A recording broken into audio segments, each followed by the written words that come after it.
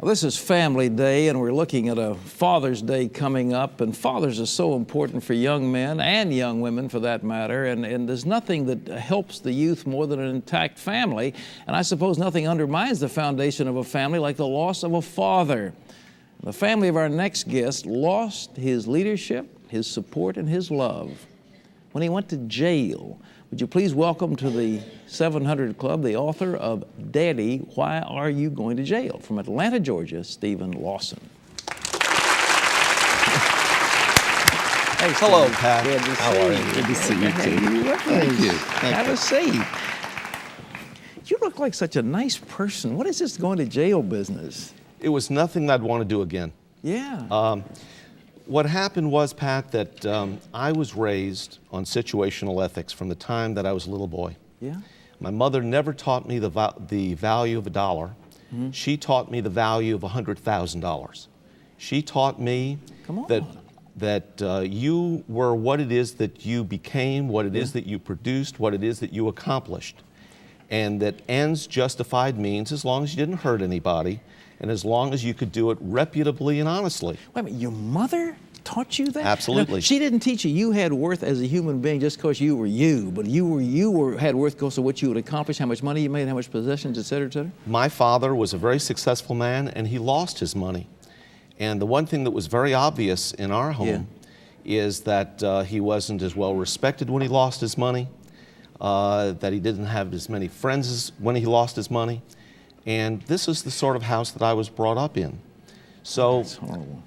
When you use situational ethics, what happens is that you're always comparing yourself to others. Mm-hmm. You will either be devastated in a situation like that, or you'll become puffed up. Mm-hmm. And I'm smart enough to compare myself to people that I always thought I was better than. That being the case, when it became time for me to be bar mitzvahed, and I was raised in a Jewish home, I hadn't gone through the 6 years of study that most people had. Learn Hebrew. Absolutely. I didn't know one letter from the next. Yeah. So what'd you do? I started taking lessons from the rabbi, and we both realized in a short period of time that I was never going to be ready. So we devised a scheme, my helping this rabbi out, that he would write phonically underneath, or phonetically underneath, the Hebrew, all the pronunciation. Mm-hmm. So all I had to do was memorize it. On the day of my bar mitzvah, I got up there and I gave the greatest performance that ever happened, and I didn't know a word that I had said. But it was a great success. And everybody cheered. I mean, you were the hero. Absolutely. I was the star of the moment. The thing is that God couldn't have been very happy with that. There was another time that my folks were going bankrupt. My mother felt as though if you have the name of a bankrupt, you might as well have the game. So we abused every credit card that my dad had prior to the bankruptcy. Another piece of situational ethics. And slid the assets. I guess they put it in your mother's name and kept it out of his estate. They just spent the money. No, they both went bankrupt, but we bought clothes and we bought all sorts of things prior to the bankruptcy. That is incredible. That's like stealing, because you knew you wouldn't pay the money back. That's right. But this is what it is that I was raised on. These are the decisions that I made, and I brought it into marriage. Let me ask you before you go any further. How many people do you know that bring up their kids that way? That is a horribly materialistic, self-centered kind of thing.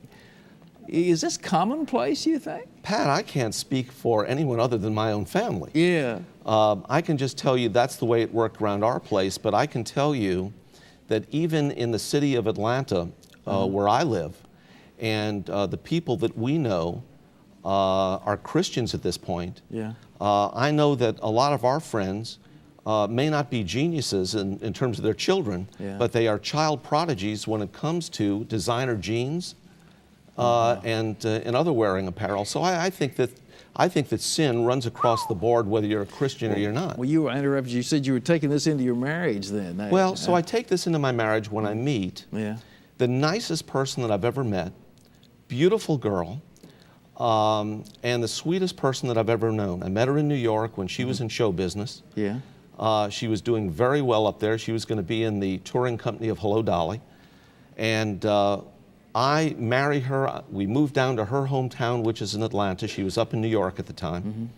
And I get into the real estate business. And the real estate business in Atlanta is just booming at that time. Pat, I made more money than I ever thought that I could make. Sure. I made in 1970, 71, about $600,000 a year. Now that doesn't make me an H. Ross Perot. Yeah, that's right. But in Atlanta, in those days, you could buy the most beautiful home in town for about $200,000. A Mercedes SEL was costing about $17,000. So I was making a lot of money. Well, we opened a station down there in '71, and I know what you're talking about. I mean, land at $500,000 an acre, and it was going crazy. I mean, it was literally going crazy. Absolutely. So at that time, I was gambling. It was interesting, the piece that you just showed before. And I won't get into gambling stories with you because we'd be here all day on that. You've only given me 8 minutes, all right? But I got a few that would lay you out. Well, I gave a few of mine, but then you can top it, okay. So we won't get into that. But I was going quickly, and I was in the fast lane. And the fact is that I was more of a salesman than I was an administrator. And I found out that I had broken a number of the laws of the Securities and Exchange Commission. Were you breaking them in order to get money to feed the gambling? Was that what it was? Or No, not at all. Just for your own life? Not at all. I mean, I was just sloppy. Yeah, okay. I ended up going to prison because I was stupid. What did you do stupid? That's Well, pretty bad. what I They did- don't normally put people in jail for being stupid. Well, that isn't what the indictment said. Okay. But the truth of the matter is Yeah. that I went to prison because of the fact that I did dumb things, I cut corners, I used situational ethics, and felt that with the amount of money that I was making, that rules just didn't apply to me. Oh, boy. All right? So I was invading limited partnership accounts and paying myself commission prior to the time that they were earned. I was commingling funds. When a purely technical thing happened, and that is that my attorneys, who represented me at the time, did not file what they should have in a timely manner, I had a choice, and at that choice I could let the SEC maybe come after me someday or go to them voluntarily and tell them what I did.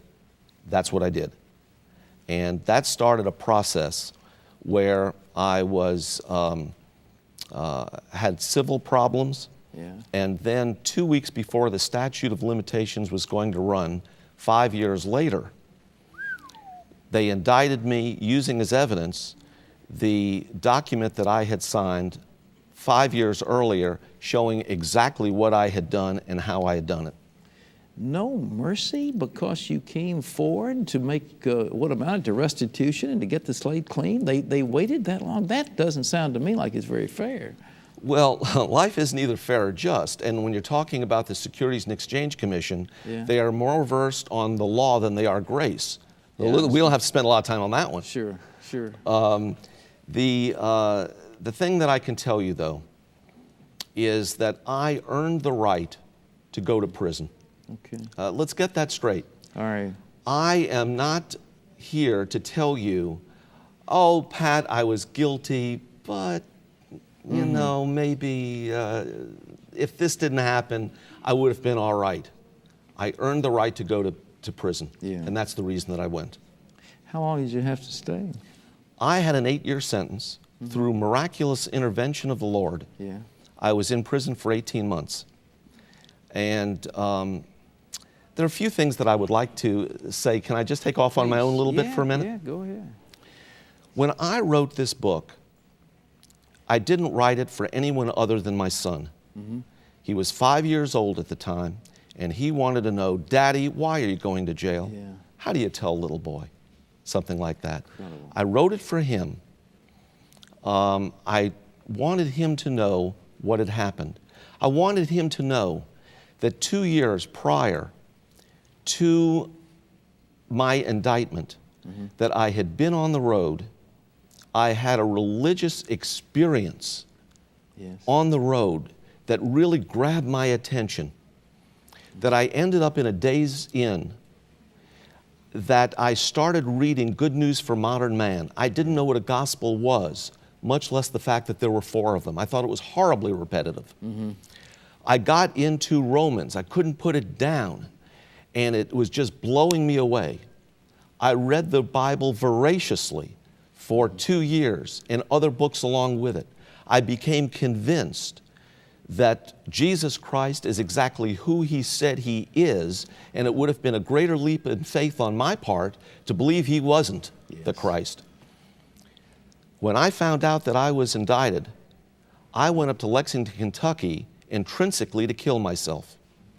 I didn't do it. I got on my knees and asked the Lord Jesus into my life to be my Lord and Savior, came home to Atlanta to find out that within the same 15-minute period of time, my wife had also given her life to Christ, which is as big a miracle as mine. And from that day forward, it has just been the most wonderful life I can tell you about. You don't mean it. Oh, I do worked mean out. it. But despite the prison, your wife obviously stayed with you during this time. Oh, She absolutely. supported you? We are going to celebrate our 27th marriage, wedding anniversary, in just a few days. I can tell you, though, that there were 2 sentences that day. One was mine, and I went to prison. The other's was hers, and she had to be on the outside and serve her time as well. Another day, I'd like you to invite her here to tell the ladies how it is that you forgive a person when you are the innocent victim of your husband being out of God's will. Hey, what are you doing now? What's happening now? We operate a travel agency in Atlanta that organizes the travel for Christian ministries, mission sending organization, and evangelical churches around the country. We're taking a national profile and we're opening up offices around the country now. Praise God.